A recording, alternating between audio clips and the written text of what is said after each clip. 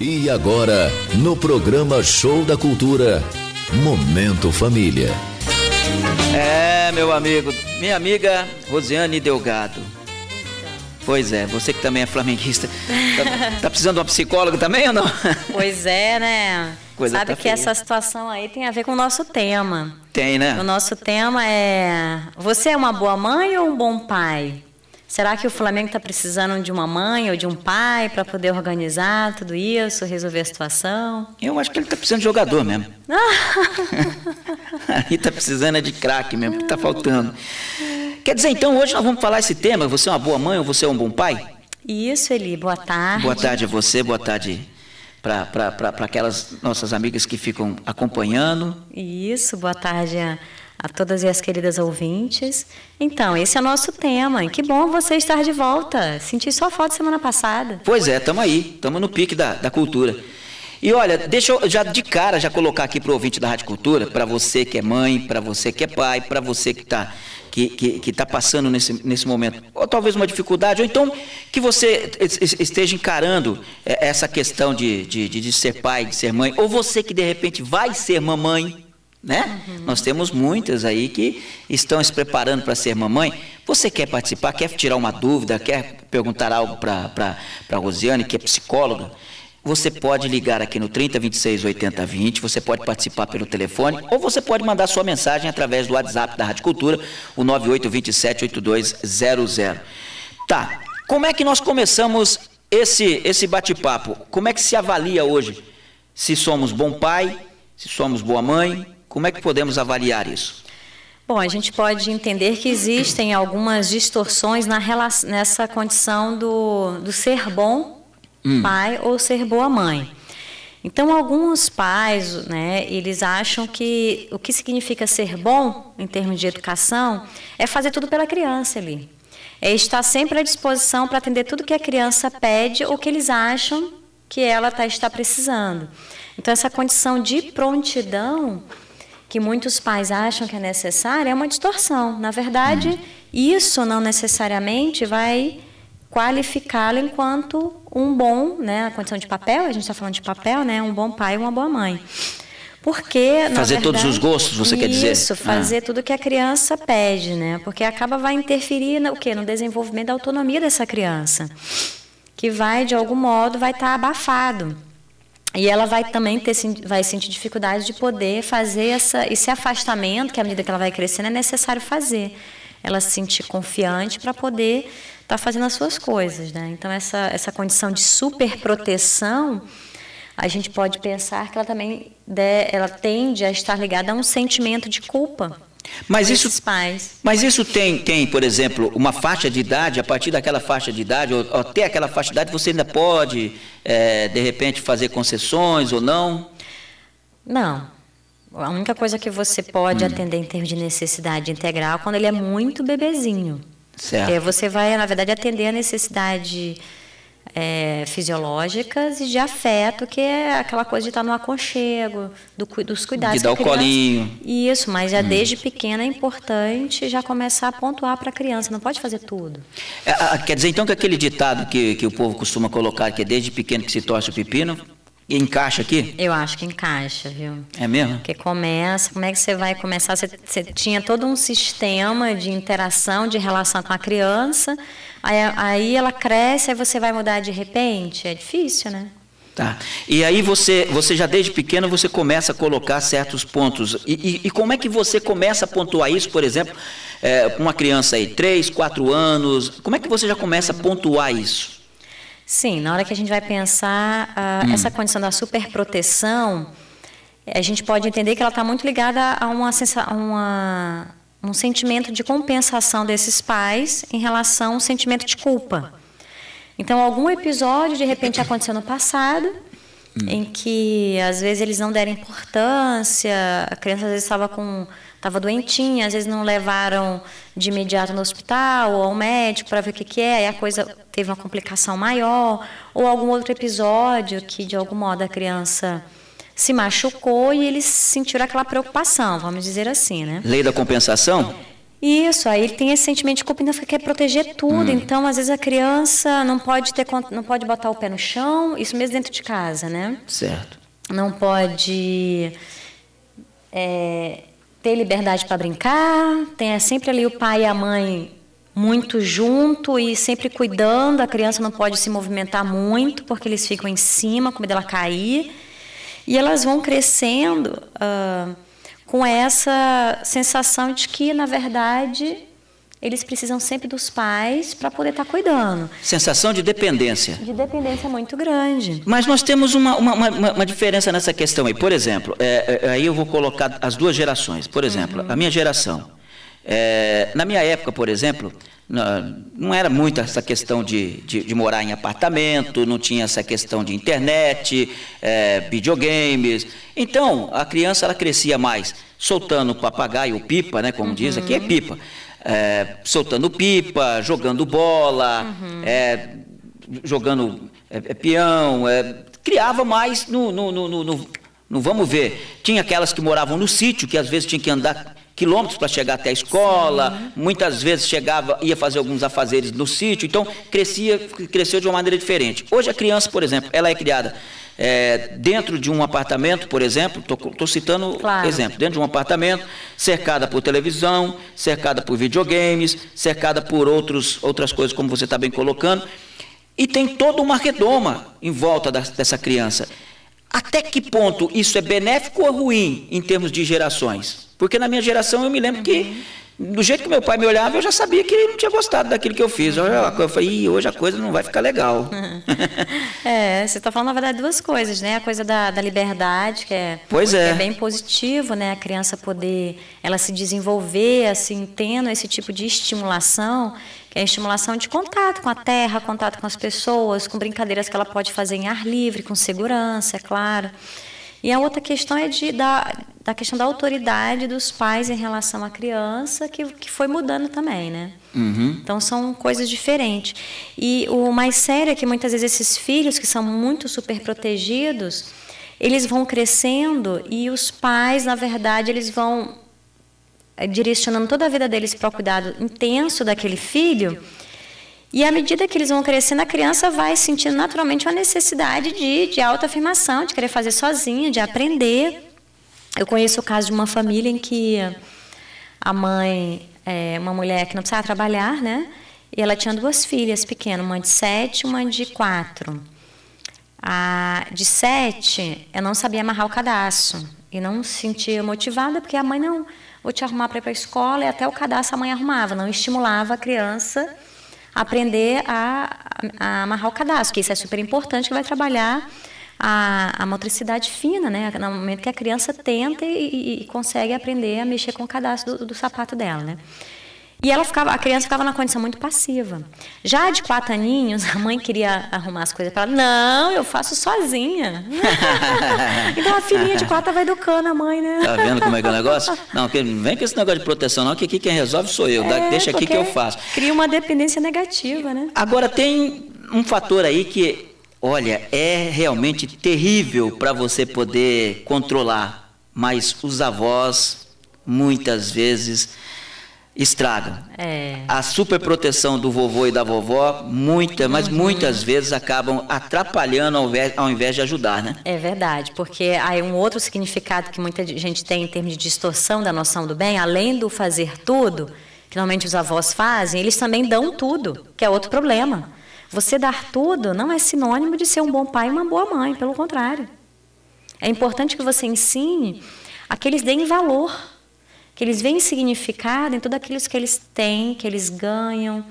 E hoje em dia, não, tudo é muito fácil. Então, às vezes, você dá um brinquedo para a criança, então a criança recebe um monte de brinquedo no Natal ou no Dia das Crianças. E no outro dia ou 2 dias depois, ela já não valoriza, porque aquilo não tem um significado, porque tudo vem muito fácil, elas não é ensinado a elas a valorizar. E essa coisa de dar tudo, ela predomina uma atitude também de renúncia desses pais ou desses avós, principalmente na condição de pais, porque os avós já estão num outro momento, mas essa renúncia é muito negativa. É como se prevalecesse aquele ditado, ser mãe é padecer no paraíso. que é algo negativo. É bem negativo mesmo. Porque você atender somente às necessidades do filho, sem levar em consideração as suas, ou colocar ela em segundo plano e viver sempre em função do filho, é muito negativo. Então, eu conheço casos que muitas vezes a gente não pode falar nada, até porque a pessoa não permite, ela não te pedir opinião também, né? E você vê, você fica triste com aquela situação, você não pode fazer nada, né?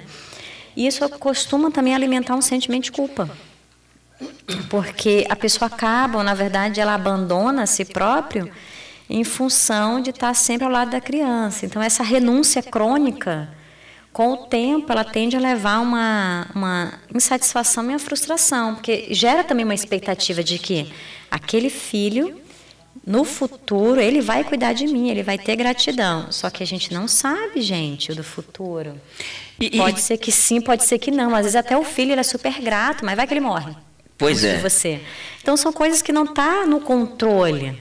Agora, tem um detalhe, né? Nós estamos criando... Esse problema, isso aí é o principal ponto que nós podemos dizer dessa juventude hoje, uma juventude, muitas vezes, que não tem o seu objetivo de vida preparado, não tem um objetivo de vida. Nós podemos dizer que é um ponto crucial. Até certo ponto, a gente pode dizer que existe, sim, que muitos pais confundem esse sinônimo de ser bom com essa condição de dar tudo. Vou te contar uma outra história, que todas são verídicas, tá? A gente não expõe o nome das pessoas, mas é importante as pessoas refletirem sobre essas casuísticas para que elas possam pensar, né? Certo. São histórias que você acompanha no seu dia a dia, né? Isso mesmo. Então, tem uma outra mãe, que é uma mãe jovem, casou muito cedo, então, uma mulher... O marido faleceu, ela é uma mulher que não tem nem 40 anos, mas já tem filhos, que a mais nova tem 13 anos. Então, a mais velha tem em torno de 20 anos, por aí. 18 anos, 20. E aí ela tinha combinado de sair com as amigas. Aí a filha, essa de 20, de 18, 20 anos, tem um namorado, né? E o namorado estava ali com ela. E ela começou a ter uma dor de garganta, começou a ter uma febrezinha. Ou seja, precisar de repouso, né?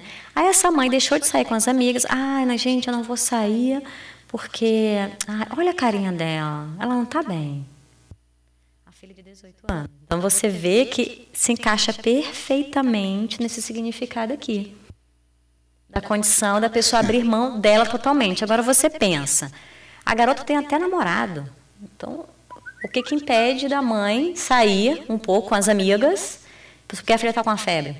Já é uma mulher, né? De namorado e tudo. Você deixa de fazer as suas coisas para cuidar de alguém que já está com 18 anos, já tem que saber dar seus pulos. Pois é, mas aí você vê o quanto que ela prejudica a si mesma, essa mãe, uma mulher também nova, e prejudica a filha. Porque a tendência, o que são esses filhos ou essas filhas, elas crescerem com uma distorção de que a vida vai estar sempre atendendo às necessidades dela e sempre que ela tiver com algum problema...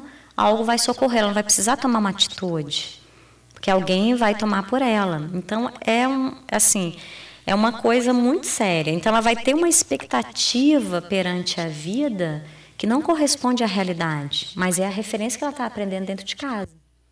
E, na verdade, o que é importante os pais poderem, nesse caso, fazer é o seguinte, tentar mostrar, educar os filhos de que todos nós temos necessidades. Nós, enquanto seres humanos... nós temos necessidades e o importante é a gente poder equilibrar, como se fossem os pratos de uma balança, aquela condição do dar e receber. De uma forma que a gente possa atender as nossas necessidades e as dos outros na medida do possível. Agora, é claro, vão ter situações que nossas necessidades não serão atendidas, e nem a do outro, mas é importante a gente poder ter essa referência de que isso também pode acontecer, para que no momento que isso aconteça, a pessoa saiba elaborar. Que é a condição da frustração, né? Sabe dar a pessoa sabe elaborar. Balanço certo. Isso, mas quando eu digo elaborar, é assim, entender e aceitar que aquilo não é possível. Então, a gente entende também que aí é o processo da violência que você falou. Muita da violência, o ciclo de violência, ele está muito relacionado, a pessoa ela tem uma dificuldade enorme de elaborar a frustração, então ela quer se vingar, ela quer Ela quer agora, você fez isso comigo, então olho por dente por dente, então agora eu vou fazer com você. E para romper com esse ciclo é exatamente isso. É você aceitar que aquela tua necessidade não foi atendida e você começar entrar no outro movimento de ciclo, que é a aceitação da situação, o luto, que isso tudo precisa ser vivenciado. E é aprendido também dentro de casa. Ontem, por exemplo, nós tivemos aqui em Foz do Iguaçu uma situação que chamou a atenção de um adolescente, 17 anos, gente, 17 anos, com uma arma tentando assaltar em frente a uma faculdade aqui, à noite. Houve um confronto, ele atirou, partiu para cima dos policiais, atirou, houve revide e ele está ferido, está no hospital. Acabou levando um tiro. Um adolescente. Consequentemente, deve ter tido problemas desde pequeno nessa questão de formação e de se colocar valores, de colocar pontos importantes de que você vai até aqui, daqui para lá, quem fala sou eu, e você não fala, você vai escutar e vou determinar para que você possa fazer. Então, dá à criança e ao adolescente essa questão de uma tolerância, né, até certo ponto. Então, isso aconteceu, e esse adolescente está preso. Enquanto isso, a gente percebe que, olha, é um adolescente problemático demais, como diversas passagens, ou seja, já é um delinquente realmente. 16h20, eu vou para um pequeno intervalo comercial e eu volto na sequência aqui com a Rosiane Delgado, conversando aqui no Momento Família.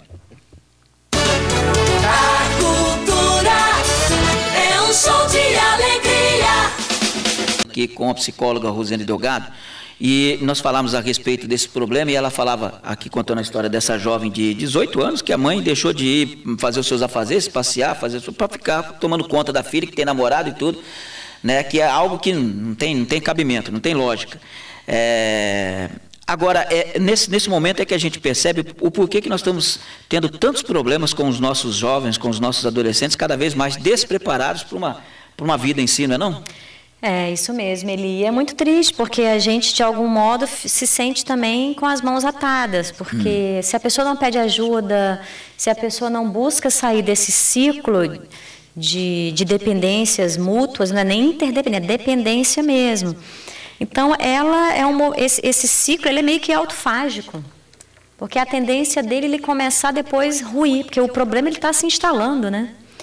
E dentro dessa mesma perspectiva, a gente pode entender que uma distorção existe também na noção de ser bom pai ou boa mãe, é quando o significado da condição de perfeição, em que o filho ou o pai não pode ter falhas, esse pai ou essa mãe tem que acertar sempre, fazer tudo de modo assim impecável o seu papel de ser pai e mãe dentro da condição desse mundo. Então, é uma questão de equilíbrio, não é você ir para uma extremidade nem para outra, porque a gente está falando de uma extremidade que é patológica, porém é diferente dessa outra extremidade, é aquela perfeição que é ilusória. Então, cria, na verdade, esse significado, ou esse tipo de educação, cria um ideal de sobre-humano que inutilmente ele vai preencher essa realidade, isso não faz parte. E vai criar muita tensão e ansiedade, uma sensação de estar sempre aquém do que deveria ser, nesse papel de pai e mãe, né? E acabam construindo o quê? Umas expectativas muito altas, passam a exigir muito das crianças ou desses jovens, de que esses filhos precisam ser filhos de pais perfeitos, precisariam ser filhos perfeitos, e isso não corresponde à realidade. Acaba estimulando mais uma valorização da competitividade do que a cooperação nas relações entre as pessoas, né? Qual é, por exemplo, o conselho que você daria agora para essa mãe ou para esse pai que está passando por esse momento e que tem um filho adolescente e que às vezes fica nessa superproteção? Sim. Bom, se ele só sabe encontrar essa forma de educar, é importante procurar ajuda profissional para que ele consiga entender quais são as suas dificuldades pessoais, quais são os sentimentos que estão, de algum modo, embasando essa crença de que precisa ser perfeito, para que ele possa, na verdade, começar a aprender a dosificar e tentar equilibrar as necessidades, tanto deles, enquanto ser humano, e as necessidades daquele filho. Lembrando que a necessidade de uma criança nunca vão ser as mesmas necessidades de um adolescente, Nunca vão ser também as necessidades de um jovem adulto. Então, isso vai variar muito. Agora, nesse caso, quem está precisando mais de um psicólogo? São os pais ou o filho? Às vezes até a família inteira. Contexto familiar. Não porque escapou assim, ninguém. porque a condição ela é sistêmica, está tudo interligado com tudo, entendeu? É claro que os adultos, vamos considerar assim, uma família em que de adultos só tem os pais, começa a partir deles a questão da educação, né? Então, a gente vai considerar essa perspectiva nesse sentido, né? E existem também alguns mitos ali, nessa mesma história. Quais são os mitos? O mito da normalidade. E o mito também da condição que tudo é perfeito e eterno nos relacionamentos. Que mito da normalidade é essa? De que a criança, para ser normal, ela não pode ter problemas. A criança não pode ter nenhum tipo de ansiedade, conflito ou nenhum tipo de dificuldade. E fica aquela esperança secreta que muitos pais alimentam de encontrar uma fórmula para garantir que tudo vai ocorrer muito bem e que não vai haver obstáculos. Só que isso é irreal. Isso não faz parte da realidade. Não existe A isso. vida é um drama, a vida é muito difícil e é para todo mundo. Não é fácil, cada um com as suas questões. E cada etapa de desenvolvimento da criança, do ser humano, vão existir dificuldades típicas daquela etapa e que, à medida dependendo de como é que elas forem conduzidas, elas vão ser superadas e vão dar lugar às novas descobertas e experiências, dentro da condição do mito da normalidade. E o mito da harmonia perfeita e eterna nos relacionamentos, seja entre homem e mulher, no casal, seja entre pais e filhos, é um ideal que ele é inatingível na existência, ou seja, sempre vão haver situações que ocorrerá um impasse, um conflito na relação, até mesmo entre irmãos, né? Maravilha. Tá, então, a Rosane Delgado, nesse Momento Família. E se alguém quiser manter um contato com ela, telefone de contato? Meu telefone para contato é o 9901-2117. Aguardo aí a ligação de vocês. Deixar aquele abraço e até semana que vem, se bem que semana que vem, quinta-feira é feriado, hein? É mesmo? É, dia 26, né? A radialista não tem isso. Tá bom, Rosane, um grande abraço. Até semana que vem. Até semana que vem. 16h31, vem aí o Giro pelo Mundo. Cultura na internet. O jornal eletrônico mais visitado no oeste do Paraná. Acesse radioculturafoz.com.